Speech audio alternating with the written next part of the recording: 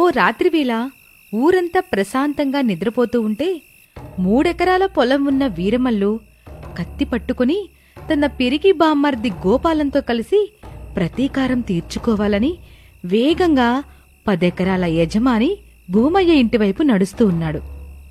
ఈరోజు ఏదేమైనా ఆ భూమయ్య అడ్డు తొలగించుకుంటాను. అతని పొగరుని భరించటం నా వల్ల కాదు. అతని వల్ల నాకు ఎంతో నష్టం జరుగుతుంది. ఏదేమైనా ప్రతీకారం తీర్చుకుంటాను అని అనుకుంటూ ఆవేశంగా ముందుకు నడుస్తూ ఉంటాడు. పిరికి బామ్మర్ది గోపాలం భయం భయంగా దిక్కులు చూస్తూ వణుకుతూ ఉన్న గొంతుతో, బావా బావా, ఇప్పుడు ప్రతీకారం తీర్చుకోవటం అవసరమా చెప్పు? చాలా అవసరం బామ్మర్ది, లేదంటే నాకు నిద్ర పట్టదు. ప్రతీకారం తీర్చుకుంటాను, అప్పుడే ప్రశాంతంగా పడుకుంటాను. నాకెందుకో నీ ప్రతీకారం తీరేలా అనిపించడం లేదు బావా. ఎవరో మనల్ని మనకు తెలియకుండా వెంబడిస్తున్నారేమో అనిపిస్తుంది బావా. పిరికోడివి గదా, నీకు అలాగే అనిపిస్తుంది. నోరు మూసుకుని నా వెనకాలేరా అని చెప్పి వీరమల్లు ముందుకు నడుస్తూ ఉంటాడు. గోపాలం కూడా భయం భయంగా దిక్కులు చూస్తూ వీరమల్లు వెనకాలే నడుస్తూ ఉంటాడు. కాసేపటికి ఇద్దరూ కలిసి ఒక పెద్ద మట్టి ఇంటికి వెళతారు. చుట్టూ పెద్ద ప్రహరీ గోడ ఉంటుంది. ఇంటి ముందు నల్లని గేటు ఉంటుంది. అక్కడికి వస్తారు. నెమ్మదిగా గేటు తీసుకుని లోపలికి వెళతారు. అంతే, లోపలున్న కుక్క గట్టిగా అరుస్తూ వాళ్ళ దగ్గరికి వస్తుంది. ఈ భూమయ్య కుక్కను కూడా పెంచుకుంటున్నాడా? ఈ కుక్కను చూస్తుంటే ఏది దొరికితే అది పీక్కు తినేలా ఉంది. వామ్మో, ప్రతీకారాన్ని పక్కన పెట్టి ముందుగా ఇక్కడి నుంచి ప్రాణాలతో బయటపడాలి అని ఏమాత్రం ఆలస్యం చేయకుండా, ఒరే బామర్ది, పరిగెత్తరా అని చెప్పి బాణం పుల్ల కంటే వేగంగా పరిగెత్తుతూ ఉంటాడు. అసలే పిరికివాడైన గోపాలం మరింత భయపడుతూ వీరమల్లు వెనకాలే పరిగెత్తుతూ ఉంటాడు. కాని కుక్క అప్పటికే గోపాలం కాలుని గట్టిగా కరిచింది. గోపాలం పెద్దగా అరిస్తే ఊరితో పాటు భూమయ్య కూడా లేస్తాడని వీరమల్లు గోపాలం నోటిని గట్టిగా మోస్తాడు. కుక్క గట్టిగా కొరికి తనకు కావలసిన మొక్కను పీక్కొని వెళ్ళిపోతుంది. వీరమల్లు అతి కష్టం మీద ఏడుస్తున్న బామర్దిని తీసుకుని ఆ ఊరిలో ఉన్న వైద్యుడి ఇంటికి వెళ్తాడు. నిద్రమబ్బుగా ఉన్న వైద్యుడు గోపాలం కాలును చూసి ఒక సూది పొడిచాడు. కట్టు కట్టాడు. అతి జాగ్రత్తగా ఇంటికొచ్చారు వాళ్ళిద్దరూ. భార్య సుశీలకి అనుమానం రాకుండా వచ్చి మంచంలో పడుకున్నారు. పొద్దున్నే వీరమల్లు పొలం దగ్గరికి వెళ్ళాడు. సుశీలకి కట్టుతో మంచంలో పడుకున్న తన తమ్ముడు గోపాలం కనపడ్డాడు. సుశీల కంగారు పడుతూ, ఎరా తమ్ముడు, రాత్రి పడుకునేటప్పుడు బాగానే పడుకున్నారు, తెల్లారే వరకు ఈ కట్టెక్కడి నుండొచ్చిందిరా? నన్నేమీ అడక్కక్క, పొలం దగ్గరికి వెళ్ళాక బావనడుగు. బావ ప్రతీకారం నా ప్రాణం మీదకొచ్చింది అని గోపాలం చెప్పాడు. సుశీలకి విషయం మొత్తం అర్థమైంది. గబగబా ఇంటి పని వంట పని చేసుకుని డబ్బా నిండా అన్నం పెట్టుకుని పొలం దగ్గరికి వచ్చింది. అప్పటికీ వీరమల్లు వడ్ల బస్తాలతో బండిని నింపేశాడు. అతని పొలం పక్కనే ఉన్న 10 ఎకరాల భూమయ్య తన పొలంలో పండిన బస్తాలను ట్రాక్టర్లో ఎక్కిస్తూ ఉంటాడు. ఎరా వీరమల్లు, నాతో నీకెందుకురా పంతం? నీ 3 ఎకరాల్ని కూడా నా పొలంలో కలిపేయి. నా దగ్గర పాలేరుగా పనిచేయి. ఏడాదికి ఇంత ఇస్తాను గదా అని అనగానే వీరమల్లుకి ఎక్కడా లేని కోపం వచ్చింది. పళ్ళు కొరుకుతూ, నన్ను రెచ్చగొట్టకండయ్యా. మీరు పెద్దవాళ్ళు, పొగరు తగ్గించుకుని మాట్లాడితే మీకు బావుంటుంది. మిమ్మల్ని మేము గౌరవిస్తాం, మీకు మర్యాద ఇస్తాం. నీ మర్యాద ఎవడికి కావాలరా? నన్ను కాదని నా మాట వినకుండా పంటేశావు. బాగానే పండించావు, కానీ ఎలా అమ్ముతావో, ఎక్కడమ్ముతావో చూస్తాను అని చెప్పి ట్రాక్టర్ని తీసుకుని అక్కడి నుంచి వెళ్ళిపోతాడు. వీరమల్లు కోపంతో, ఎంత పొలం ఉన్నా, ఎంత అనుభవం ఉన్నా ఏంటి లాభం? ఆయనకున్న పొగరే ఆయనకు ఎలాంటి మర్యాద రాకుండా ఇవ్వకుండా చేస్తుంది. పెద్దవాళ్లతో మనకెందుకయ్యా, నువ్వు కొంచెం కోపం తగ్గించుకోవాలా. మాట మాట పెరిగి ప్రతీకారం వరకు వెళ్తది. ఎవరినో ఒకరిని అంతం చేస్తుంది. అప్పుడు బాధపడేది మిమ్మల్ని నమ్ముకొని బ్రతికే మాలాంటి వాళ్ళ పరిస్థితి ఏమవుతుందో ఆలోచించారా అని సుశీల అడిగిన ప్రశ్నకి సమాధానం చెప్పలేకపోయాడు వీరమల్లు. ఇక చీకటి పడుతూ ఉండగా ఎడ్లబండి నిండా ఉన్న వడ్ల బస్తాలను తీసుకొని బాధగా ఇంటికి వచ్చాడు వీరమల్లు. బామర్ది, ఓయ్ గోపాలం, ఉన్నావా ఇంట్లో అని గోపాలాన్ని పిలుస్తాడు. అప్పుడే ఇంట్లో నుంచి అతని బామ్మర్ది గోపాలం బయటకి వస్తాడు. ఏంటి బావా పిలిచావు? ఇలారా, వచ్చి బండికి సాయం పట్టు, ఎద్దుల్ని విడిచిపెడదాం. అలాగే బావా అని చెప్పి గోపాలం బండి ముందుకు వచ్చాడు. గోపాలం వీరమల్లు ఇద్దరూ కలిసి బండిని పట్టుకుని ఎద్దులను విడిచిపెడతారు. ఎద్దులు రెండు మంచి ఆకలి మీద ఉన్నట్టున్నాయి. ఆ ఇంటి పక్కనే ఉన్న పాకలోకి వెళ్లి అక్కడ ఉన్న పచ్చగడ్డిని తింటూ ఉంటాయి. గోపాలం వీరమల్లు ఇద్దరూ బండిని జాగ్రత్తగా కింద పెడతారు.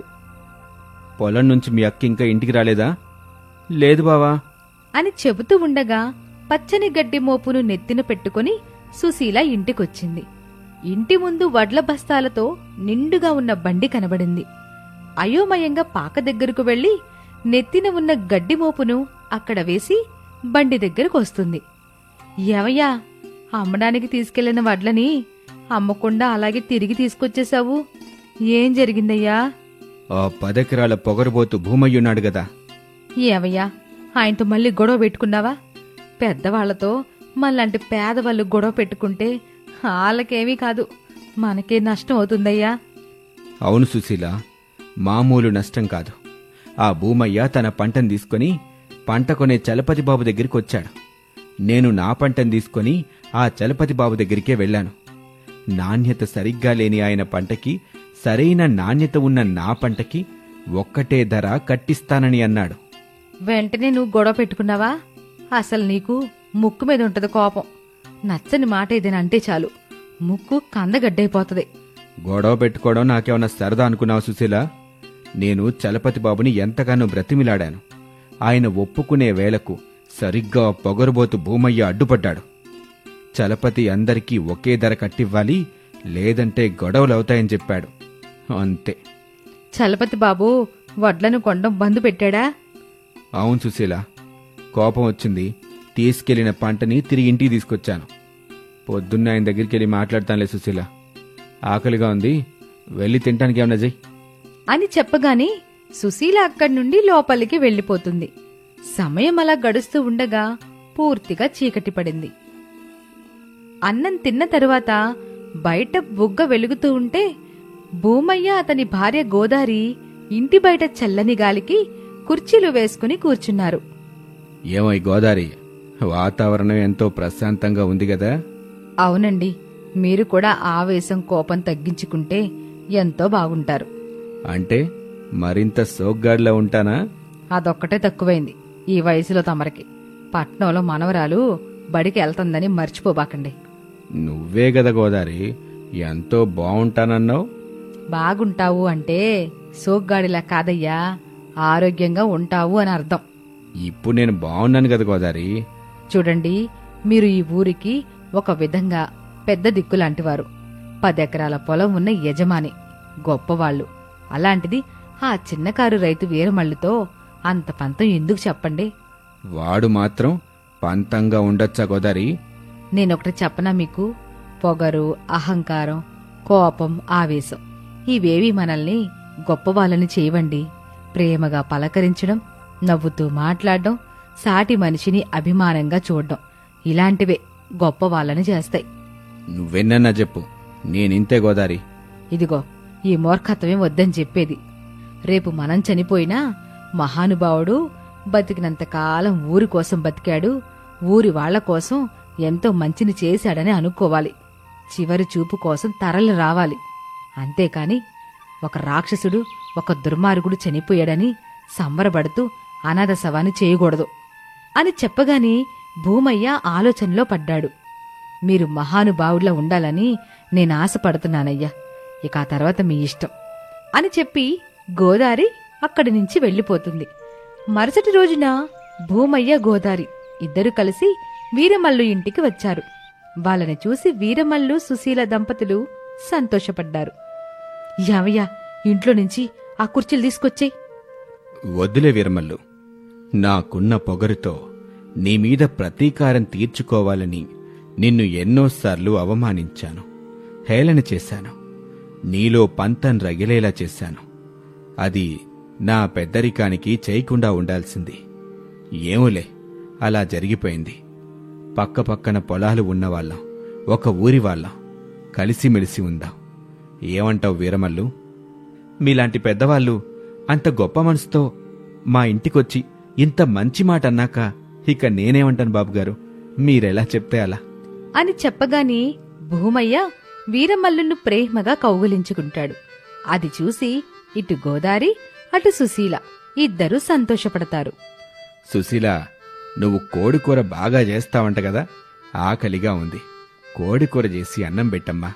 మీలాంటి పెద్దవాళ్ళు మా ఇంట్లో అన్నం తింటారా? తింటాం సుశీల, ముందు వంట చెయ్యి అని చెప్పగానే వీరమల్లు ఇంట్లో నుంచి కుర్చీలు తీసుకొచ్చి బయట వేస్తాడు. ఇద్దరూ కూర్చుంటారు. వీరమల్లు ఒక కోడిని పట్టుకుని కోసి సుశీలకి ఇస్తాడు. సుశీల రుచిగా కోడికూర వండుతుంది. కడుపు నిండా తిని కలిసిమెలిసి ఉంటారు ఆ ఇద్దరు దంపతులు.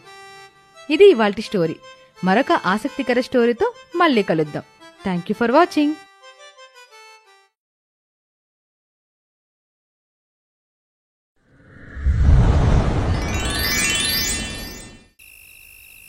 ఓ రాత్రివేళ మంచంలో కూర్చుని బాధగా కన్నీళ్లు పెడుతున్న తల్లి సుశీలమ్మ దగ్గరికి కొడుకు గోవిందొచ్చాడు. అమ్మా, నీకెన్నిసార్లు చెప్పాను, ఈవేళ నేను పనికెళ్ళేటప్పుడు నన్ను నవ్వుతూ పంపాలని? అలానే పంపేదాన్ని బాబు. నువ్వు పొలానికి నీళ్లు పెట్టడానికి వెళ్తున్నప్పుడు గాని, జమీందారి ఇంటికి కాపలాదారుడిగా వెళ్తుంటే గాని అప్పుడు నవ్వుతూ పంపేదాన్ని బాబు. కాని ఇంత రాత్రి వేళ నువ్వు వెళ్తుంది దొంగతనం చేయడానికి, ఎలా నవ్వుతూ పంపమంటావు? అమ్మా, నేనొక గజ దొంగల ఎందుకు మారాల్సి వచ్చిందో ఆ పరిస్థితి ఏంటో నీకు తెలియంది కాదు అంటూ ఆ ఇంట్లో ఒక మూల ఉన్న తన తండ్రి ఫోటో దగ్గరికి వెళ్లి తండ్రిని చూస్తూ కన్నీళ్లు పెట్టుకుంటాడు గోవిందు. సుశీలమ్మకి తన కొడుకు మాట్లాడేది కూడా నిజమే కదా అనిపిస్తుంది. ఇక ఆ తర్వాత కొడుకు దగ్గరికొస్తుంది. అమ్మా, ఇలా మాట్లాడుకుంటూ ఉంటే ఈరోజు నేను అనుకున్న పనిని పూర్తి చేయలేను. నువ్వు నన్ను నవ్వుతూ దీవించి పంపించు. విజయంతో వెళ్తున్న పనిని పూర్తి చేసుకుని సగర్వంగా తిరిగొస్తాను. సరే బాబు. దొంగతనాలే వృత్తి ప్రవృత్తులు పెట్టుకుని నువ్వు ఎంతో కష్టపడుతూ నన్ను పోషిస్తున్నావు. కాని బాబు. అమ్మా, ఇప్పుడు ఏం చెప్పినా నేను విన్ను. ఇక నేను వెళ్ళొస్తాను అని చెప్పి గోవిందు ఇంట్లో నుంచి పక్కూరికి వెళ్ళిపోయాడు. సుశీలమ్మకి నిద్ర పట్టలేదు. దొంగతనానికి వెళ్లిన తన కొడుకు క్షేమంగా తిరిగి రావాలని ఆ భగవంతుణ్ణి వేడుకుంటూ మంచంలో అలా కూర్చుండిపోయింది. కొంత సమయం తర్వాత కర్రలు పట్టుకుని ఊరివాళ్లు తరుముతుంటే గోవిందు దోచుకున్న సంచితో పారిపోతూ వచ్చి ఆ ఊరి గుడిలో దాక్కున్నాడు. ఆ గుడి దగ్గరికి వచ్చిన ఊరివాళ్లు గుడిలో దాక్కున్న దొంగని ఆ దేవుడే ఏదో ఒక రకంగా శిక్షిస్తాడని వెళ్ళిపోతారు. గోవిందుకి ఆ సమయంలో ఆ గుడిలో ఒక మహర్షి ధ్యానం చేసుకుంటూ కనిపించాడు. ఎటువంటి చప్పుడు కాకుండా అక్కడ్నుంచి వెళ్ళిపోవాలని గోవిందు అనుకున్నాడు. కాని అతని చేతిలో ఉన్న సంచి కిందపడి శబ్దం రావటంతో మహర్షి కళ్ళు తెరిచి చూశాడు. గోవిందు కనిపించాడు. భగవంతుణ్ణి శరణుజొచ్చిన వాడికి ఇక దుఃఖం ఉండదు.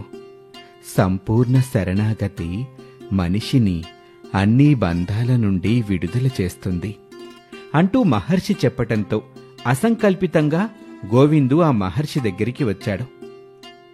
అయ్యా, మీరు చెప్పిందానికి అర్థమేంటో తెలుసుకోవాలనిపించింది.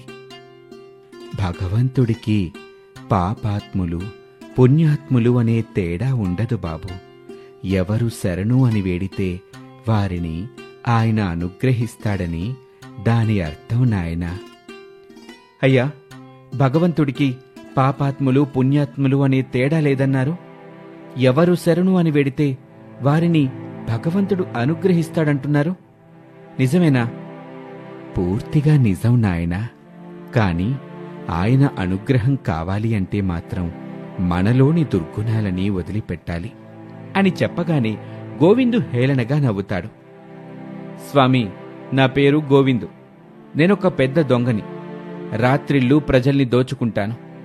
పగటిపూట జూదగృహానికి వెళ్లి జూదం ఆడుతాను. ఇష్టం వచ్చినప్పుడల్లా సారాయి తాగుతూ విలాస జీవితం గడుపుతాను. విపరీతంగా అబద్ధాలు చెప్తాను. మీరు చెబుతున్న ప్రకారం చూస్తే మరి నాలాంటి దుష్టుణ్ణి దేవుడు కూడా ఉద్ధరించలేడన్నమాట. అంత నిరాశ అవసరం లేదు నాయనా. చింతించక్కర్లేదు. నీ ఈ దుర్గుణాల్లో ఏ ఒక్కదాన్నైనా దైవం కోసం వదులుకోగలుగుతావా నువ్వు అని మహర్షి అడగ్గాని గోవిందు కొద్దిగా ఆలోచన చేస్తాడు. మిగతావేవి వదులుకునే అవకాశం లేదు స్వామి నాకు. కాని ఒక్క అబద్ధాల్ని మటుకు మానేస్తాను.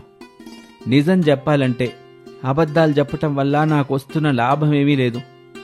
నిజం చెప్పటం వల్ల నాకొచ్చే నష్టం కూడా ఏదీ లేదు. అందుకని అబద్ధాలు చెప్పడం మానేస్తాను స్వామి అని చెప్పగాని మహర్షి సంతోషంగా ఒక నవ్వు నవ్వుతాడు. అది చాలు నాయనా. భగవంతుడు నిన్ను చల్లగా చూస్తాడు. ఈ రోజు నుండి ఎల్లప్పుడూ నువ్వు సత్యమే పలుకు. సరే స్వామి, భగవంతుడి మీద ప్రమాణం చేసి చెప్తున్నాను. ఈ రోజు నుండి ఎప్పుడూ నేను సత్యమే మాట్లాడతాను అని ఆ మహర్షికి మాటిచ్చి అక్కడి నుంచి గోవిందు వెళ్ళిపోయాడు. మహర్షి మళ్లీ ధ్యానం చేయటం మొదలుపెట్టాడు. ఇంటి దగ్గర తన కొడుకు కోసం ఎదురుచూస్తున్న సుశీలమ్మకి గోవిందు సురక్షితంగా ఇంటికి రావటం చూసి మనసు కుదుటపడింది. తరువాత కొద్ది రోజులకి గోవిందు జమీందారు ఇంటికి కన్నం వేశాడు. అతని ఇంట్లోని ఖజానా నిండుగా బంగారు ఆభరణాలు, నాణాలు, నగలు కుప్పలు కుప్పలుగా పడి ఉన్నాయి. ఎక్కడా ఎలాంటి అలికిడీ లేదు. ఇంత సొమ్మును తీసుకెళ్లటం వృధా.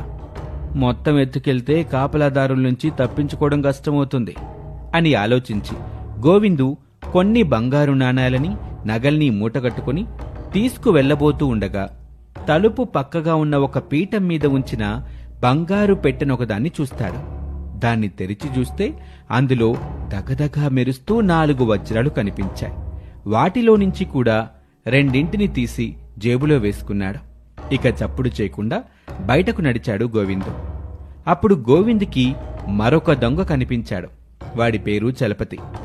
చూస్తుంటే వాడు చిన్నపాటి దొంగలాగా ఉన్నాడు అని అనుకుని వెళ్తూ ఉంటే ఆ దొంగ గోవిందుని ఆపుతాడు. ఎవరు నువ్వు? ఎక్కడికెట్టా వచ్చావు? ఇంతకీ ఏం చేశావు అని గట్టిగా అడిగాడు. గోవిందు ఏమాత్రం భయపడలేదు.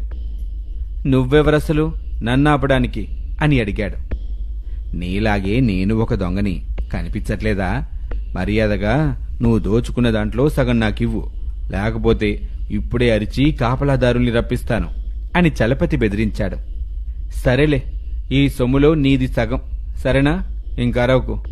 కాపలా గాసేవాళ్ళు వస్తూ ఉంటారు, చప్పుడు చేయకుండా బయటపడదాం ఇద్దరం అని గోవిందు చలపతితో చేతులు కలుపుతూ అంటాడు. తోడు దొంగలిద్దరూ చకచకా కన్నంలో నుంచి బయటపడి గోవిందు ఇంటికి చేరుకుంటారు. ఇచ్చిన మాట ప్రకారం గోవిందు తను దోచుకొచ్చిన సొమ్ముని 2 సమాన భాగాలు చేశాడు. నీకేది కావాలో అది తీసుకో, మిగిలిన 2వ నాకు. తీసుకున్నాక ఇక వెనక్కి తిరిగి చూడకుండా వెళ్ళిపోవాలి. ఇంకా నీకు నాకు ఎలాంటి సంబంధమూ ఉండదు అని గట్టిగా చెప్పేశాడు గోవిందు. చలపతి ఒక భాగాన్ని ఎంచుకుని అక్కడి నుంచి సంతోషంగా వెళ్లబోయాడు. గోవిందు అతన్ని ఆపి, ఈ సొమ్ములుగాక నేను ఇవిగో ఇంకో 2 వజ్రాలు కూడా తెచ్చాను. ఒకటి నీకు, ఒకటి నాకు. లెక్క సరిపోయింది, ఇంక వెళ్ళు అని వజ్రాలు వాడికి చూపించి ఒక వజ్రాన్ని వాడి చేతిలో పెట్టాడు. ఇక తరువాతి రోజు ఉదయాన్ని కాపలాదారులు గోవిందు ఇంటిని చుట్టుముట్టి అతన్ని బంధించారు. సుశీలమ్మ ఎంత బ్రతిమిలాడినా వినకుండా సొత్తుతో సహా జమీందారి ఇంటి ముందు ప్రవేశపెట్టారు. ఊరంతా చూస్తూ ఉంటారు. నువ్వేనా గోవిందువి? మా ఖజానాకి కన్నం వేసిన దొంగవి నువ్వేనా? నేనే గోవిందుని. ఖజానాకు కన్నం వేసింది నేనే.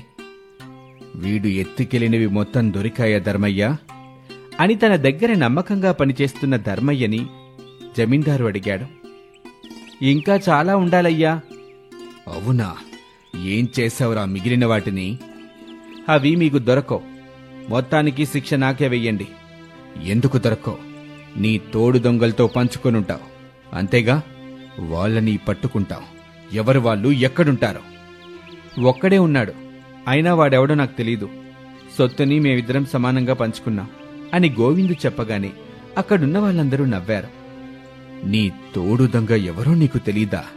ఒరేయ్, మర్యాదగా వివరాలు అందించు. నాకు కోపం తెప్పిస్తే ఏమవుతుందో నీకు తెలీదు. చూడండి, నేను అబద్ధాలు చెప్పనని ప్రమాణం చేశాను. అబద్ధం ఆడను. నిజంగానే వాడెవడో నాకు తెలీదు అని చెప్పగానే జమీందారు వెటకారంగా, దొంగట అబద్ధాలు చెప్పడట, వచ్చాడండి నీతిమంతుడు అని అన్నాడు. ఆ మాటకు ఆవేశంగా, అయ్యా విని మాకు అప్పగించండి, నిజంగా అక్కిస్తా. అవసరం లేదు. నువ్వెళ్ళి నా గదిలో ఒక మూలగా ఒక మూటుంటుంది, దాన్ని తీసుకురా అని చెప్పగానే ధర్మయ్య వెళ్ళి చూశాడు. అక్కడ ఒక మూట కనబడింది. దాన్ని తీసుకొచ్చి ఇచ్చాడు.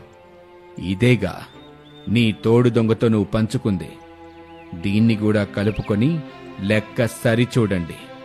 అప్పుడు గోవిందు ఆశ్చర్యంగా చూస్తూ, అయ్యా ఇది మీకెక్కడ దొరికింది అని అడిగాడు. ధర్మయ్య లెక్క చూసి, అయ్యా ఇంకో 3 వజ్రాలుండాలయ్యా అని అన్నాడు. నువ్వు ద్రోహివి, అబద్ధాల కోరువి కూడా. 3 వజ్రాలు ఎక్కడా? లేదయ్యా, నేను తీసుకెళ్ళింది 2 వజ్రాలే. నేను అబద్ధాలు చెప్పను. 2 వజ్రాల్ని అక్కడే పెట్టెలో వదిలేసి వెళ్ళాను.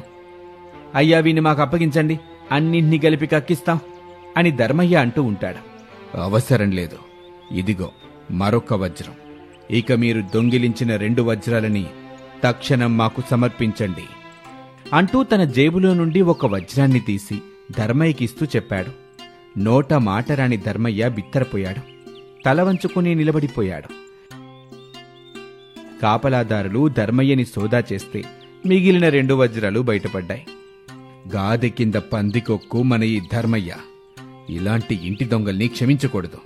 ఇతనికి 100 కొరడా దెబ్బల శిక్ష విధిస్తున్నాను అని చెప్పగానే ధర్మయ్య ఆశ్చర్యపోతాడు. ఈ గోవిందు దొంగే అయినా నిజంగా సత్యవాది.